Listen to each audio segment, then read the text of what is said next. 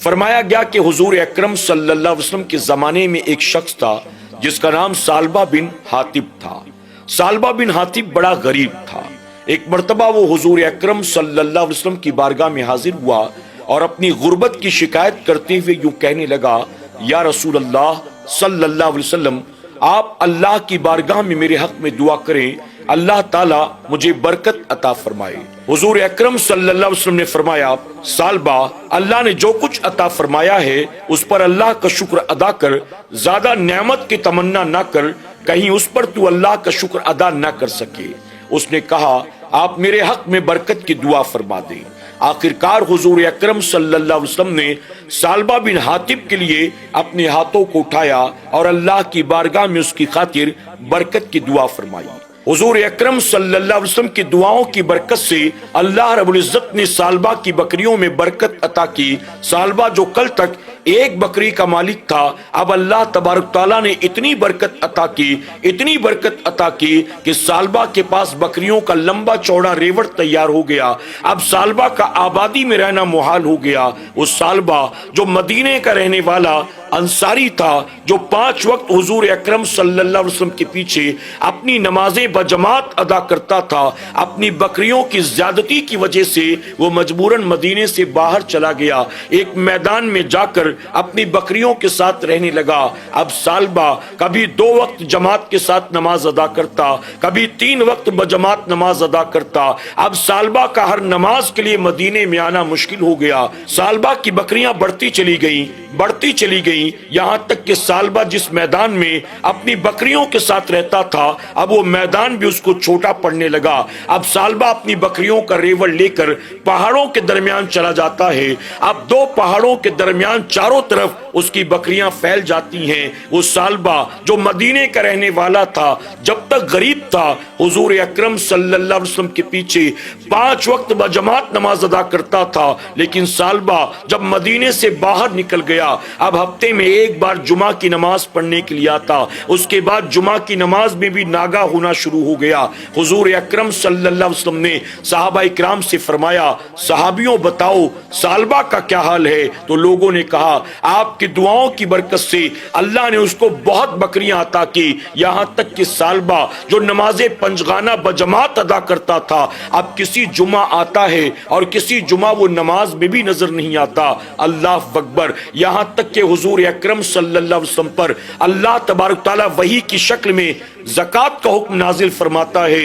حضور اکرم صلی اللہ علیہ وسلم نے 2 صحابہ اکرام کو سالبہ بن حاتب کے پاس بھیجا اور کہا، جاؤ کہو اس سے کہ اللہ نے زکوٰۃ کا حکم دیا ہے، سالبہ اپنی بکریوں کے ریوڑ میں سے اللہ کے نام پر زکوٰۃ ادا کرے۔ فرمایا گیا کہ حضور اکرم صلی اللہ علیہ وسلم کے بھیجے ہوئے وہ 2 صحابی جب سالبہ بن حاتب کے پاس پہنچتے ہیں اور جا کر کہتے ہیں کہ اللہ نے زکوٰۃ کا حکم نازل فرمایا ہے، اللہ نے تمہیں جو بکریاں عطا کی ہیں، ان بکریوں میں سے حساب لگاؤ اور نکال کر اللہ کے نام پر دو۔ سالبہ بن حاتب کہنے لگا، حضور اکرم صلی اللہ علیہ وسلم نے تمہیں جو پرچہ لے کر بھیجا ہے، پہلے مجھے وہ دکھاؤ۔ اس نے وہ پرچہ دیکھا، دیکھنے کے بعد کہتا ہے، ایک کام کرو، تم دوسروں سے جا کر پہلے زکوٰۃ وصول کر لو، اس کے بعد میرے پاس آنا، تب تک میں حساب کر کے رکھتا ہوں۔ وہ دونوں صحابی چلے گئے، دوسروں سے انہوں نے زکوٰۃ وصول کی اور وصول کرنے کے بعد دوبارہ اس کے پاس آئے، آ کر کہا، ہم واپس آئے ہیں، لاؤ زکوٰۃ کی بکریاں دو۔ سالبہ بن حاتب کہنے لگا، یہ تو مجھے ایک طرح کا ٹیکس معلوم دیتا ہے، میں نے حساب کتاب لگا لیا، لیکن ابھی میں زکوٰۃ نہیں دوں گا، تم ایک کام کرو، تم واپس چلے جاؤ، میں خود حضور اکرم صلی اللہ علیہ وسلم کی خدمت میں آؤں گا اور اس کے بعد پھر ان سے بات کروں گا اور اس کے بعد پھر زکوٰۃ نکالوں گا۔ یہ کہہ کر اس نے ان دونوں کو واپس بھیج دیا۔ اللہ اکبر! وہ دونوں صحابی ابھی حضور اکرم صلی اللہ علیہ وسلم کی بارگاہ میں حاضر بھی نہیں ہوئے تھے، اللہ تعالیٰ نے حضور اکرم صلی اللہ علیہ وسلم پر وحی نازل کی۔ جیسے ہی حضور اکرم صلی اللہ علیہ وسلم پر وحی نازل ہوئی، حضور اکرم صلی اللہ علیہ وسلم نے فرمایا، سالبہ کے لیے تباہی ہے، سالبہ کے لیے بربادی ہے۔ اللہ اکبر! فرمایا گیا اس موقع پر وہاں سالبہ بن حاتب کا ایک رشتہ دار بیٹھا ہوا تھا، جب اس نے سنا تو وہ کانپ گیا، فوراً بھاگتا ہوا سالبہ بن حاتب کے پاس آتا ہے اور آ کر کہتا ہے، تو انہیں زکات دینے سے منع کر دیا، اور وہاں اللہ نے تیرے تعلق سے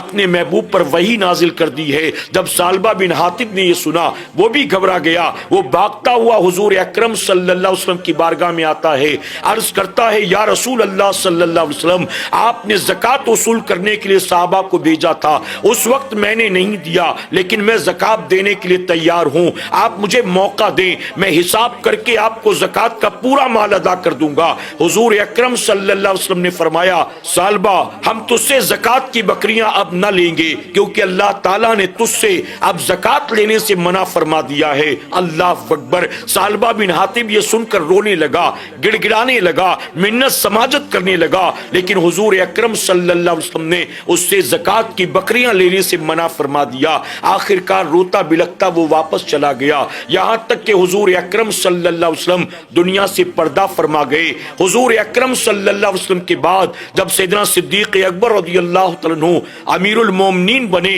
تو صدیق اکبر رضی اللہ عنہ کے زمانے میں وہ پھر سے بکریوں کی زکات نکال کر صدیق اکبر کی خدمت میں حاضر ہوا، عرض کرتا ہے میں زکات کی بکریاں لے کر آیا ہوں، اے ابو بکر قبول فرما لے۔ صدیق اکبر نے جواب دیا جس کے مال کو حضور اکرم صلی اللہ علیہ وسلم نے قبول نہ کیا ہرگز میں بھی اس سے لینے والا نہیں ہوں۔ آخر کار مجبوراً وہ واپس چلا گیا۔ سیدنا عمر فاروق اعظم رضی اللہ عنہ کے دور خلافت میں آیا، آنے کے بعد کہتا ہے کہ عمر میں نے زکات کی بکریاں نکالی ہیں، تم اسے قبول کر لو۔ سیدنا عمر فاروق اعظم نے بھی یہی جواب دیا جس سے زکات کی بکریاں لینے سے حضور اکرم صلی اللہ علیہ وسلم نے منع کر دیا۔ صدیق اکبر نے جس سے زکات کی بکریاں نہ لی عمر بھی ہرگز اس سے نہیں لے سکتا ہے۔ فرمایا گیا کہ وہ روتا بلکتا واپس چلا گیا، یہاں تک کہ سیدنا عثمان غنی رضی اللہ عنہ کے دور خلافت میں وہ دنیا سے رخصت ہو گیا۔ جب حضور اکرم صلی اللہ علیہ وسلم نے صحابہ کو بھیجا تھا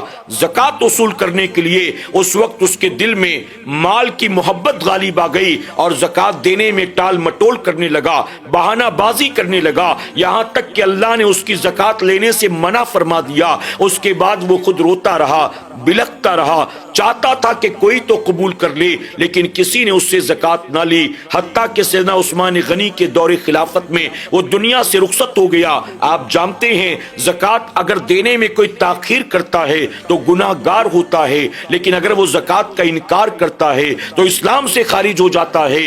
کل تک وہ کلمہ پڑھنے والا تھا، انصاری صحابی کہلاتا تھا، لیکن مال و دولت کی محبت میں ایمان بھی جاتا رہا اور وہ مرتد ہو کر دنیا سے گیا۔ اللہ اکبر۔ اللہ رب العزت کی بارگاہ میں دعا ہے کہ میرا کریم ہمیں مال و دولت کی ایسی محبت سے بچائے جو ایمان و عقیدے کی تباہی بربادی کا سبب بن جائے، ایسی مال و دولت کی محبت سے بچائے جو دنیا اور آخرت کی تباہی اور بربادی کا سبب بن جائیں۔ اس لیے میرا آپ تمام کو یہ مشورہ ہے، آپ جب زکات کا حساب کتاب لگانے کے لیے بیٹھا کریں تو کوشش یہ کریں اگر 100 200 1000 2000 زیادہ چلا جائے تو کوئی مسئلہ نہیں، اللہ ہی کی راہ میں خرچ ہوتا ہے، لیکن 1 روپیہ بھی بچنے نہ پائے۔ اگر آپ نے زکات کا پیسہ بچا لیا آپ کو پتہ نہیں آپ کے مال کی تباہی اور بربادی کا وہ پیسہ سبب بن جائے گا، آپ کی دنیا اور آخرت کی تباہی بربادی کا وہ پیسہ سبب بن جائے گا۔ اس لیے اللہ کی راہ میں زکات دیں، صدقہ دیں،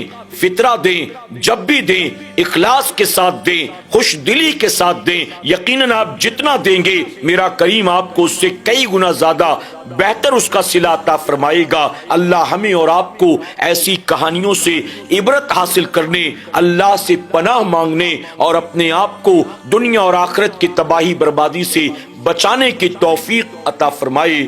آمین یا رب العالمین۔